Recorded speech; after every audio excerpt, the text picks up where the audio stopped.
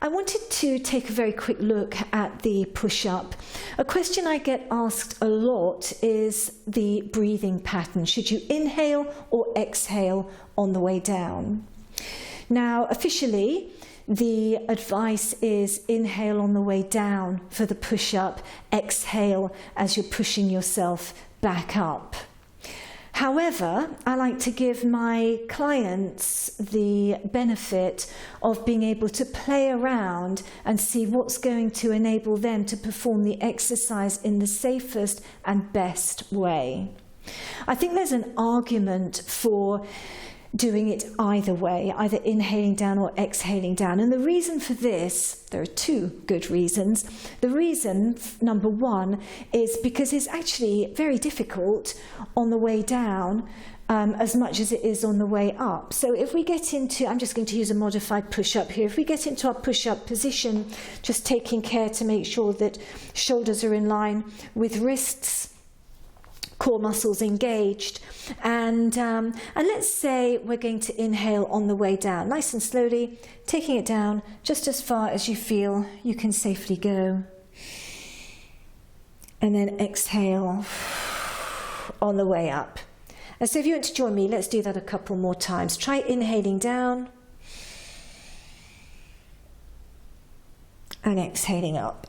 And of course, we're trying to inhale into our rib cage. Let's do that one more time. Just think about how you're feeling as you get closer to the lowest point as you're inhaling. And then exhale up. Just take a brief rest a moment, and then we're going to try it exhaling on the way down. And so coming back into your push-up position, let's inhale to prepare this time. And as you exhale,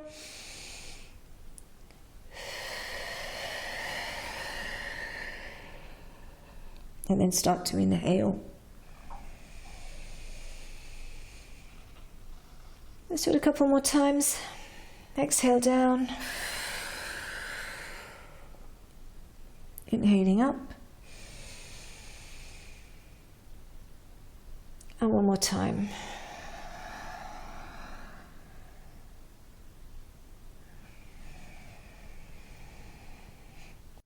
So think about how you felt.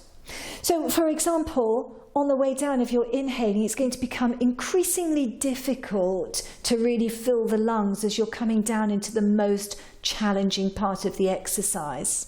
Whereas for some people, especially with a wider hand position, you may feel that your chest is expanding and you can take a nice deep breath in. Remember, you don't want to be holding your breath at any stage, but that's for you to decide.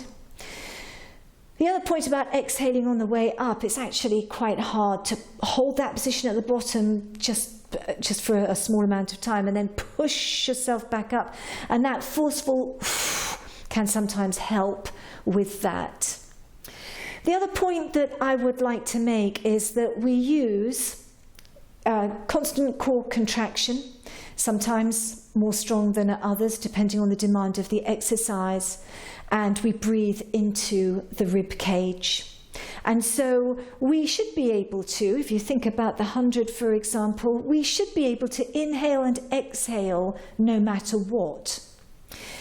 One of the rules of inhaling and exhaling is we inhale when we extend, we exhale when we flex. Now in a push-up, we're not doing either. The spine is maintained in a neutral line throughout.